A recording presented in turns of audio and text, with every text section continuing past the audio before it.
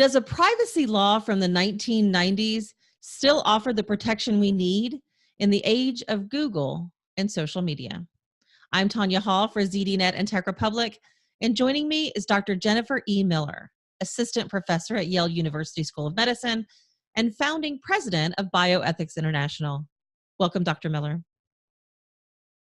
Thank you for having me. Absolutely. In what areas are you involved at the Yale School of Medicine? So right now I'm focusing on two big areas. The first one is the ethics of healthcare innovation, focusing particularly on pharmaceutical companies and how they design clinical trials and test new drugs, the accessibility and pricing of new drugs, all of their activities. And then the second large piece is the ethics around all the data that's being collected about people, particularly our health data. Tell us about the Bioethics International and what you do there. Why did you found it? Sure. I founded Bioethics International back in 2005. It's hard to believe it's almost 14 years ago. The nonprofit is, I founded originally to help raise the bar on ethics and patient centricity in healthcare and medicine. Right now, it focuses on the ethics of the pharmaceutical sector, and its main project is the Good Pharma Scorecard, which is an index that ranks every new product approved by the FDA, along with the pharmaceutical company or biotech or medical device company that manufactures the company on their bioethical performance. So it works like a Dow Jones Sustainability Index or a US News and World Report rankings of colleges, but for pharma companies on ethics issues that are really critical to get right for patients, like how they price their drugs. Are they transparent about all the safety and efficacy information about their medicines? You were on a panel at South by Southwest 2019 titled Preventing the Cambridge Analytica of Health Data. It's pretty strong. What are some of the topics that you discussed there? Yeah, it was a great panel organized by the New York Academy of Sciences, and there was an attorney from Verily on the panel and a great person from 2M.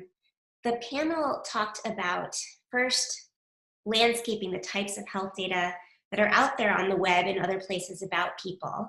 And then we talked about both the promises of having all that health information out there, but also some of the risks and concerns that we have about this deluge of new health data in the public space. And then we talked about some of the emerging concerns around, who owns this data, who should own this data, do people understand what's being collected about them and how it's being used, who's profiting off of all this data, and how patients can and should be involved in this. Most of us have heard of the Health Insurance Portability Accountability Act of 1996 by its acronym HIPAA. And most of us think that HIPAA guarantees the privacy of our health records, but that isn't always so, is it? Yeah, so HIPAA, as you mentioned, was largely enacted around 1996, 98, which was, before we even had the founding or legal incorporation of Google. And so that just tells you that the data architecture has dramatically changed since HIPAA was written and enacted. And so HIPAA, what it does is it protects your medical records, the notes and the information that the doctor collects at the point of care in some ways. So what happens is it says that people can't just share that information in your medical record unless it's been de-identified.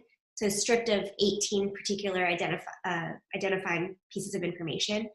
And then once it's de-identified, it can be shared with whomever, because the idea is that you strip these 18 pieces of information and therefore we can't trace it back to the individual person. And so it's safe to aggregate with other people's data and share however you want. The challenge is that that might have been sufficient back in the late 1990s, but now with the growing use of technology and all the different types of data that are out there about people, it's much easier to re-identify people than it was 20-some years ago. And so there are big questions about the suitability of HIPAA to adequately protect us and our health information. And Europe has gone ahead and strengthened their health data and data in general protections for people. And the US is still in the process of thinking through what that should look like. So Google, basically the internet has changed, right? So we didn't have things like Google and Facebook. They didn't exist when HIPAA was passed. How are companies like those using social media to evaluate our health? Yeah, so let's go back to HIPAA for 1 second. So basically, we can share your health information, your electronic medical record, once we've de-identified it with anyone, even though we can re-identify somebody pretty easily. But there's more information out there about your health than just what's in your health record. So Google, like you just mentioned, I think it's 20% of all the Google searches are health related, right? So what happens? One of the first things that many people do when they're sick, it's like 80-something% of us go and they Google our symptoms, right? Oh my gosh, you have a headache, I have this, what do I have, right? Dr. Google, tell me. And in fact, we Google our symptoms before we even go to the doctor, right? So in some senses, if you wanted to track disease outbreaks, what's going on with the health of the US and globally, Google is in some ways a better database at times than the electronic health record database, because you might get information earlier, right? But those health searches are not protected by HIPAA. So there's so much health data out there about the individual person that's not in the electronic health record. It says so much about your health, and it's not under HIPAA. It's not protected. Other things like Amazon purchases, right? I happen to be pregnant right now. I'm on there searching for all kinds of maternity stuff. So Amazon has known I was pregnant before my family members, right? Before I even went to the OBGYN. Same with Walmart purchases. Lots of health data out there, or data about which you can draw health inferences, even mental health, right? Your social media tweets, what time you're tweeting, your variance in frequencies, geolocation data. We know whether you go to the gym. I mean, it's unbelievable how healthy you eat. So much health information out there. You mentioned geolocation data. In fact, we voluntarily offer up our health data using all kinds of phone apps and wearable technology, and even DNA test kits. So what privacy, legal, and ethical issues are these companies addressing and maybe even ignoring? So we have very little protections in the US right now. And so this is why it's critical when you host shows like this, where we talk about what type of health information is there out there. The geolocation data, your food purchases, what you ordered, are you a healthy eater, are you a donut eater? Your phone, how active are you? How many contacts and friends you have tells me a little bit about your mental health and your resilience. So all this information paints a lot of information about your health, what it could be, what it is, and what it might be in the future, not protected under HIPAA. Who owns our health data, and are we able to fully access it ourselves? So it depends on which health information you're talking about. Technically, if we're talking about your electronic health record, it's not clear who owns it, but I think the general attitude out there is that it's the health system, because they invested in the infrastructure. They spent a lot of money on developing that electronic health system and partnering with other groups to create that software. And so they generally see the data as theirs.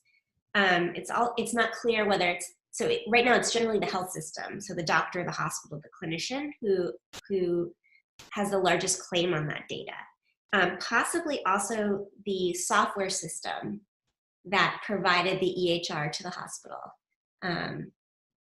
like an Epic or a Cerner or something like that. It's not clear what their rights are to the data. Patients under HIPAA have a right to access the information and request a copy. And so they, in a sense, you could say, own a copy of the data. But that doesn't prevent the original data holder, like the hospital or the doctor, from also retaining their copy. You spoke at the panel about universities using data on students that they're tracking and intercepting and scheduling up appointments with therapists based off of what time of day that you go eat lunch in the cafeteria. When does this become an intrusion on privacy? And is this something that we need to pass a law to protect, or what kind of laws exist? So we talked a little bit about who might own the data, who can access the data. And now we're talking about how should those data be used. right? And I think there's so much hope that we can bring about great benefits for people and in society from these data. But we have to ask, like, what are the limits to the uses, right? How paternalistic do we want our society and our institutions to be? And the example you're raising, I think, was University of Arizona, was tracking the student CAT cards. So most universities have cards, you use them, ID cards, you use them to swipe into the library, to swipe into the cafeteria, to buy your food, whatever. They were monitoring the activity of their students based on their swipes. So they could tell if you were leaving the dorm room, if you were going to the library, which offices or classrooms you were visiting, who you were visiting with, right? If you had patterns of swiping at the same time with the same people, that meant that you had friends, you were social, that meant that you were probably more on the mental health, healthier side. And so what they started to do is collect lists of people they were worried about that they might drop out. And those people, in order to make that list to be profiled as a high-risk dropout, it meant that you didn't have a lot of activity on your card, you didn't have a lot of friends, right? Check-ins with the same groups of people. You weren't very social, and then you ended up on this list that was sent to a supervisor that you were at high risk of dropping out, and you got a label. On the positive side, maybe there was an intervention, right, scheduled so that you prevented the dropout, but you did get labeled, right, as a high risk for dropout. And so what are the ethics around that profiling? You also talked a little bit about, and I think you used the term land grabbing, insurance companies land grabbing data. I mean, you even talk about this high school, or excuse me, this university student who gives a whole new term to, or a whole new meaning to the term, your permanent record. Are those kinds of data being purchased by insurance companies and then putting together like a collective, report? Do we know what the insurance companies are doing with this data? Data is a hot commodity. Now, whether you think data is, that's the right analogy of a commodity, put that aside, it's very valuable right now. And people are just trying to snap it up wherever they can. So credit rating agencies amassing large amounts of health information about people and trying to repackage and sell it, right? And so this is where we're back to our original question we were talking about, is what are the appropriate uses of data? Who should have access to this data? And a lot of people are worried that these data are being aggregated and bought and sold to people that really shouldn't have access to these data because they're not helping society necessarily.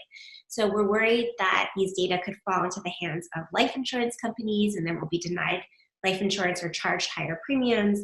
We're worried about the effects of some of this on future employment, getting into college, or more importantly, getting a loan, right, from a mortgage broker or a credit card, or so things like that, things that would inhibit our ability to achieve basic goods like buying a house, getting employment, supporting ourselves, and basically flourishing. Dr. Jennifer E. Miller, Assistant Professor at Yale University School of Medicine and founder of Bioethics International. Thanks for shedding some light on this topic. If somebody wants to connect with you, if they want to find out more about this issue, how can they do that? Probably Twitter at Miller Bioethics.